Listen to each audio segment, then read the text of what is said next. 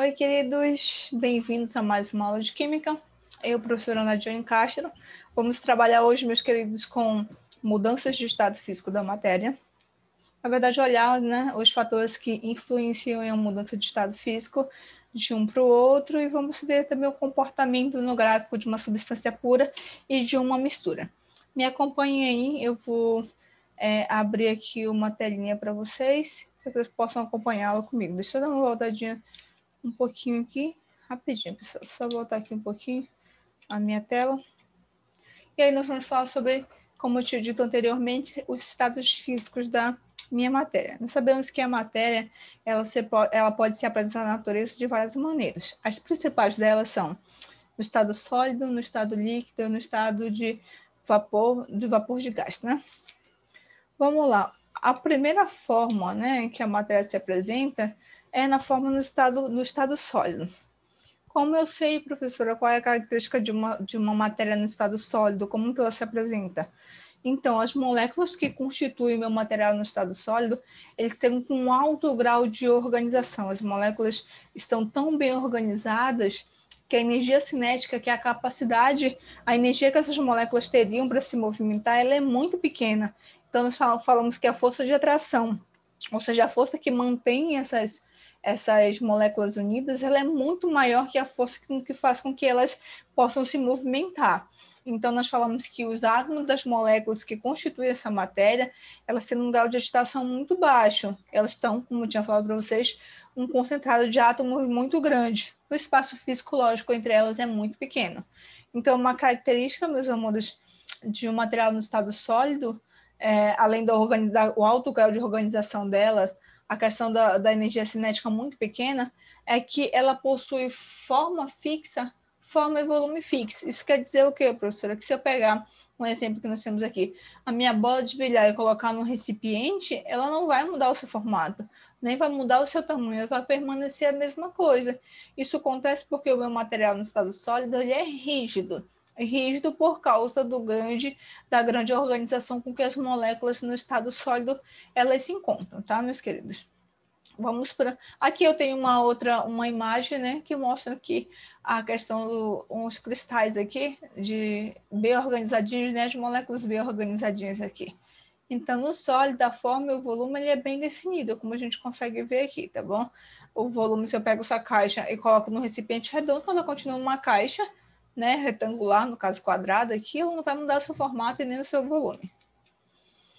Uma outra mudança de estado físico que nós temos uma outra característica, na verdade, da matéria é o estado líquido, tá, pessoal? No estado líquido, as moléculas, né, os átomos que compõem as moléculas que formam esse meu material, o grau de organização dessas moléculas ela já é muito menor, tá bom? Elas já não que elas estejam desorganizadas, mas não estão tão organizadas quanto no estado sólido.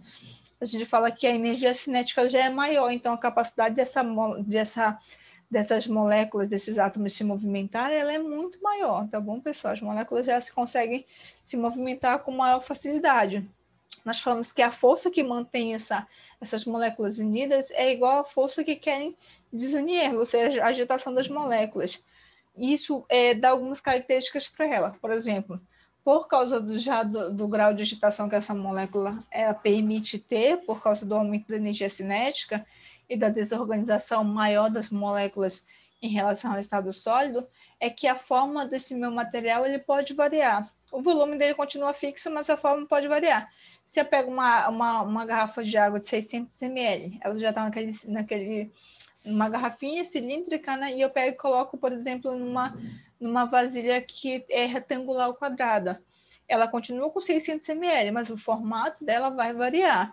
O exemplo que nós temos aqui é o exemplo da água num copo, né? Se eu pego essa água e coloco numa jarra, por exemplo, retangular, ela vai ficar com o formato da jarra. Então, essa é a diferença do estado sólido para o líquido. No estado sólido, a forma e o volume não varia. Já no estado líquido, o volume continua o mesmo, mas a forma vai variar de acordo com o recipiente que mantém aí esse meu material. E aqui, de novo, nós temos um exemplo aqui da organização das moléculas no estado líquido, tá bom? E a gente fala que apenas o volume pode ser definido.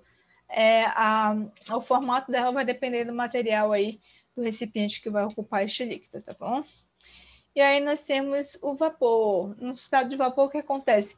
O grau de organização das moléculas praticamente não existe. Então, nós falamos que a força de atração que querem manter essas moléculas unidas, ela é muito pequena em relação à energia cinética, a movimentação, a capacidade de se movimentar desse meu material. Então, as moléculas, elas estão bastante afastadas uma da outra, né, dispersas mesmo.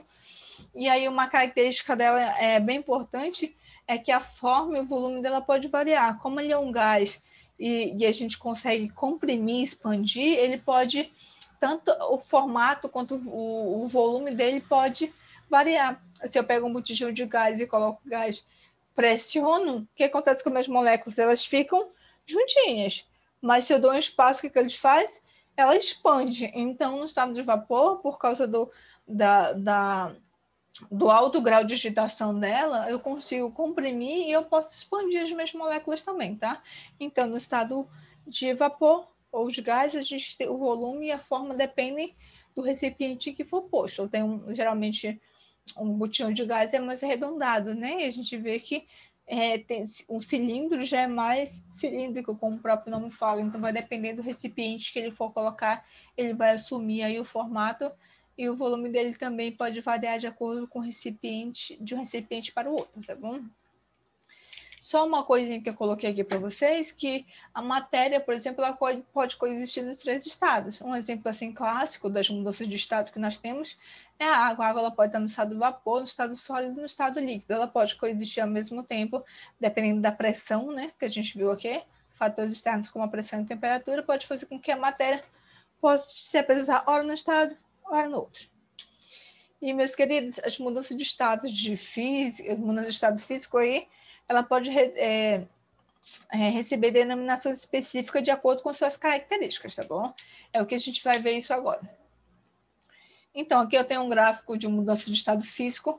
O meu material no estado sólido, onde o agregado de moléculas é muito grande, elas estão muito organizadas, por isso elas estão aí no estado sólido. Quando eu passo, meus queridos, do estado sólido para o estado líquido, a gente recebe um nome. O nome dele é fusão. Se eu sou no estado líquido e vou para o estado de vapor, eu chamo isso de vaporização, tá bom? Mas o que é o fator responsável, professora, para que eu passe do estado sólido para o líquido e do líquido para o vapor?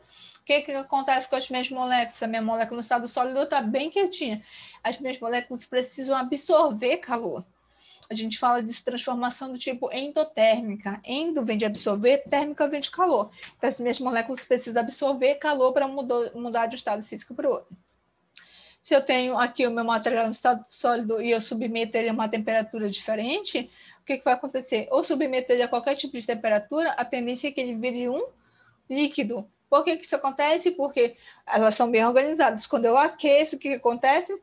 A força de atração vai ser maior, porque a capacidade de se movimentar, a energia cinética vai ser muito grande, as moléculas vão começar a se afastar e aí vão virar sólido, tá bom? A uma certa temperatura ela vai virar líquido.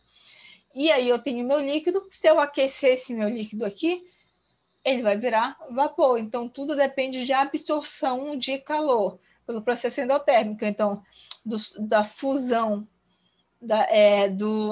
a minha mudança de estado, fusão e vaporização, ela precisa absorver calor para que ela possa acontecer, tá bom? E como que acontece no processo reverso, professora? Se eu quero ir do sólido para o líquido, do líquido para o vapor, eu absorvo energia. Se eu vou do vapor aqui para o líquido e do líquido para o sólido, eu preciso liberar esse meu calor. Eu chamo isso de transformação do tipo exotérmica. Exo vem de liberar térmico calor, ou seja, eu preciso liberar calor para que isso aconteça. Tá bom? Como que eu posso pegar uma substância no estado de vapor, professor, e fazer ele virar líquido? É simples, vamos usar um exemplo do dia a dia. A sua mãe colocou água para ferver para fazer arroz, e aí ela começou, botou o arroz lá em água, né? Colocou fogo embaixo, ligou o fogão. Você percebeu que começou a sair uma fumacinha, que leva vapor de gás saindo, tá bom? Aí, o que aconteceu? O arroz está pronto, geralmente o que a mãe da gente faz? Desliga o fogo e tampa. O que está acontecendo? Enquanto eu estava ali aquecendo, né, a minha molécula absorvendo calor, eu estava transformando em vapor, mas no momento em que a mamãe lá desligou o fogo, o que aconteceu com a minha temperatura? Ela vai começar a diminuir, o meu material vai começar a liberar calor. E como que eu vou perceber isso, professora? Se você pegar a tampa depois de um determinado tempo e virar, o que acontece? O que tem na tampa? Gotículas de água. Isso quer dizer que estava evaporando, mas como a mamãe colocou a tampa ali da panela, ela prendeu esse vapor que estava saindo, e como ela não tinha mais temperatura para continuar no estado líquido, ela condensou, voltou ao meu estado, desculpa, não tinha temperatura para se manter na forma gasosa ali, de vapor, ela condensou na forma de líquido, porque ela estava presa, né? O vapor ficou preso, diminuiu a temperatura, ela se obrigou ali a voltar no meu estado líquido novamente, tá bom? E se eu quero que o estado líquido vire sólido, o que eu faço? Eu submeto ele a condições de temperaturas menores, inferiores. Como que eu faço isso, professora? Congelador na minha geladeira. Pego uma água, coloco lá, o que vai acontecer com o calor que ainda tem ali naquelas moléculas? Ela vai ser liberada, pessoal, e aí vai tornar-se sólido. Então, o nome da passagem do estado de vapor, né, para o estado líquido, eu chamo de condensação. Isso é um vapor. Se isso for gás, eu chamo de liquefação, tá bom? Que é um outro nome, mas todos voltam para o mesmo estado físico, que é o líquido. Se eu estou no estado líquido e vou para o estado sólido, isso eu chamo de solidificação, tá bom? Deu quase um branco aqui. Então, uma outra coisinha que eu queria que vocês dessem uma olhada aqui é que eu tenho substâncias que passam direto do estado sólido para o estado de vapor sem precisar passar para o estado líquido. A gente chama isso de sublimação, que é a passagem do estado sólido para o estado líquido, para o estado de vapor sem passar para o estado líquido. Professora, me dá um exemplo aí. Por exemplo, a gente já viu aquela naftalina, aquela bolinha que muita gente coloca para espantar os insetinhos de barata, essas coisas. Você percebeu, se você colocar lá e depois de um dia for olhar, ou ela sumiu, ou ela está bem pequenininha. O que aconteceu? Ela evaporou. Você viu uma olhadinha lá? Não, é simplesmente como se ela tivesse ali literalmente evaporado, tá bom? Se acontece por causa do aumento da temperatura, né, ela passa direto, ela não vira líquida, ela passa direto do estado sólido para o estado de vapor de gás, tá bom? E aí nós temos um processo reverso também, pessoal. O processo que eu vou de vapor de gás para o estado sólido, eu chamo de ressublimação. Existem alguns livros que chamam os dois processos de sublimação, tá? Eles só diferem aí se é do estado de vapor para o estado sólido ou do estado sólido para o estado de vapor. Quando eu estou no estado de vapor e eu quero ir para o meu estado sólido, direto, sem passar pelo meu líquido, a professora me deu um exemplo. O pessoal que mora lá no sul, pessoal, por exemplo, deixa os carros lá fora. Quando vem um vapor gelado, bate ali naquele vidro sólido, o que acontece com o material? Ele fica sólido, tá bom? Isso é um exemplo aí bem simples de vapor que vira sólido. Vapor de água vem, bate numa superfície sólida, a tendência dele é solidificar. É um exemplo de ressublimação ou de sublimação, como os próprios nomes falam, tá bom? Então é isso, meus queridos. Vamos passar para um próximo. Deixa eu só apagar aqui. Deixa eu só apagar aqui isso que eu fiz. Vamos lá. Vou pegar o meu laserzinho. Um próximo slide, meus amores, é sobre algumas características importantes aí do meu estado físico. Nós temos o meu ponto de fusão e ponto de solidificação. O que é o ponto de fusão, professor? É como nós vimos agora, é a temperatura em que uma substância ela vai passar do estado sólido para o meu estado líquido. A gente chama isso de ponto de fusão. O que é o ponto de solidificação? É o processo reverso. Eu estou no estado líquido e eu quero ir para o estado sólido. Eu chamo de solidificação, tá bom? É a temperatura reversa aí do meu ponto de fusão. Isso vai depender também da temperatura, tanto da questão da pressão quanto da pressão atmosférica, tá bom? E da temperatura. E aí nós temos aí o ponto de ebulição e o ponto de liquefação. O ponto de ebulição é a temperatura em que uma substância está no estado líquido, aí ela passa para o estado de vapor. Quando ela faz essa transição, eu chamo isso de ponto de ebulição. Quando eu estou em forma de vapor de gás e eu volto aí para o meu estado líquido, por exemplo, eu chamo isso de condensação ou de liquefação, que é o processo contrário do meu ponto de ebulição, tá, queridos? Outra coisa que eu queria que os senhores vissem aqui é um gráfico, como se comporta o gráfico de uma substância pura versus um gráfico de uma mistura. A gente vai ver isso agora. Aqui nós temos o gráfico de água pura, né? Que a gente sabe que é 0 graus Celsius vai ponto de fusão, 100 graus Celsius ponto de ebulição, que é um clássico, tá bom? A gente vai usar para explicar. Então, se eu estou a menos 10 graus Celsius, meu material está sólido, minha água pura está sólida. Aí o que vai acontecer? Eu vou aumentar a temperatura até chegar a 0 graus Celsius. Quando chega a 0 graus Celsius, pessoal, o que acontece? Eu começo o meu ponto de fusão, que é a passagem do estado sólido para o estado líquido. A característica, a diferença a característica, na verdade, de um diagrama de uma substância do tipo pura é que ela se mantém, a temperatura se mantém constante durante todo o processo. Então, o ponto de fusão é a passagem do estado sólido para o líquido, ela vai manter a 0 graus Celsius enquanto tiver gelo aqui. Acabou o gelo, aí aumentei a minha temperatura de novo. Aí já aumenta a minha temperatura, tá bom? Mas enquanto meu material não está todo líquido, ela vai se manter a temperatura de 0 graus Celsius até acontecer todo o processo. Meu material está todo líquido, aí sim a temperatura começa a aumentar de novo. E aí você vê que quando ela chega a 100 graus Celsius, o que acontece com a minha água? A minha água já vai começar a evaporar. Mas, professora, ela evaporou sim? Não, ela vai se manter a 100 graus Celsius até acabar todo o meu líquido e virar vapor. Aí sim, acabou o vapor, aí eu aumento a minha temperatura mais alta e eu viro gás, tá bom? Que é uma outra situação que a gente vai explicar mais na frente.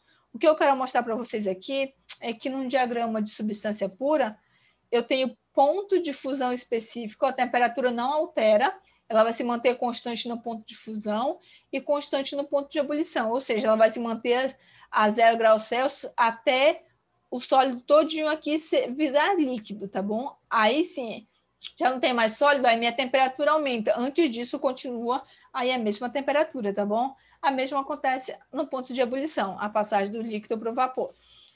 A minha temperatura vai se manter a 100 graus Celsius até ter líquido. Acabou líquido, só tem vapor, aí a minha temperatura começa a subir. Mas antes disso, ela se mantém estável a 100 graus Celsius. Agora, nós vamos reparar, por exemplo, uma substância, um diagrama de uma mistura. Eu tenho água mais açúcar. Olha só o que acontece. A menos 15 graus Celsius, como lá na frente eu vi era 10, mas está no estado sólido também, tá?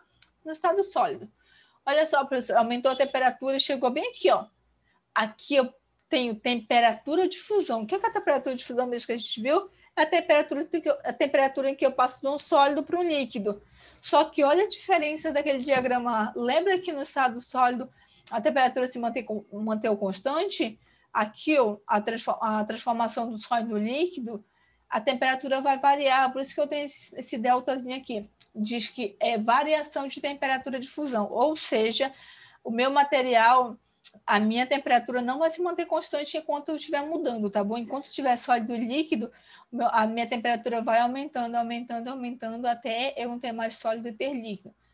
Lógico que uma temperatura vai aumentar numa temperatura bem menor do que se eu tivesse aqui, já tivesse derretido todo o meu material, tá bom? Aumentei a temperatura mais aqui no meu estado líquido, aí a minha água começou a evaporar. Eu tenho variação na temperatura de ebulição. Aqui, ó, a temperatura começou a ebulir bem aqui, ó, mas a temperatura não se manteve constante, ela continua aumentando, até não ter mais líquido se tornar vapor. Essa é uma característica de uma mistura, tá bom? A temperatura vai variar no meu ponto de fusão e vai variar no meu ponto de ebulição. Ela não tem uma temperatura específica para mudar de um estado físico para o outro. A temperatura continua aumentando, nem que seja aos poucos, mas continua aumentando. Diferente aí do meu gráfico de uma substância pura, em que a temperatura se mantém constante ali até acabar toda a mudança de estado. Tá bom? Outra coisa que nós vamos ver é um gráfico de uma mistura chamada misturas eutéticas, que é uma mistura que se comporta no ponto de fusão como uma substância pura e no ponto de ebulição como uma mistura. Eu estou a 15 graus Celsius, aumentei a temperatura, temperatura de fusão. Ela vai se manter constante aqui. Enquanto estiver sólido, ela vai se manter constante. Acabou o sólido, aí sim, agora a temperatura começa a aumentar, mas nesse processo aqui ela se mantém constante, tá bom? Vamos supor se fosse água, 0 graus Celsius, 0,0000, aqui só passou a ser 0,1 quando não tiver mais sólido. Cheguei na minha temperatura de fusão, o que aconteceu? Começou a variar. Estou vendo aqui a variação de um ponto para o outro. Ela começou a ebulir bem aqui, ó, mas terminou aqui em cima. Ou seja, a temperatura continua aumentando, ela não ficou estável como aqui na temperatura de fusão. Por isso eu digo que eu tenho uma temperatura de ebulição até tornar vapor. Eu chamo isso de mistura eutética, quando se comporta como substância pura no ponto de fusão e se comporta como mistura na temperatura de ebulição, tá bom? Temperatura de fusão, temperatura de ebulição. E aí nós temos um diagrama de mudança de estado de uma mistura do tipo azeotrópica. As misturas azeotrópicas são ao contrário das eutéticas. Elas se comportam como uma mistura na temperatura de fusão e se comportam como substância pura na temperatura de ebulição. Eu estava meu material sólido, começou a aquecer, quando chegou a uma certa temperatura, ele começou a fundir, passar do estado sólido para o estado líquido. Só que, olha só, a temperatura ela continuou aumentando, ela não se manteve constante, ela começou aumentando. Aumentou até não ter mais sólido. Aí sim, aumentou mais a temperatura até chegar na temperatura de ebulição. Aí sim, essa temperatura, olha só, se manteve constante. Enquanto tinha líquido aqui, a temperatura não variou, ela permaneceu a mesma. Acabou o líquido, só tem gás, aí sim a temperatura continuou, enquanto ele se manteve constante.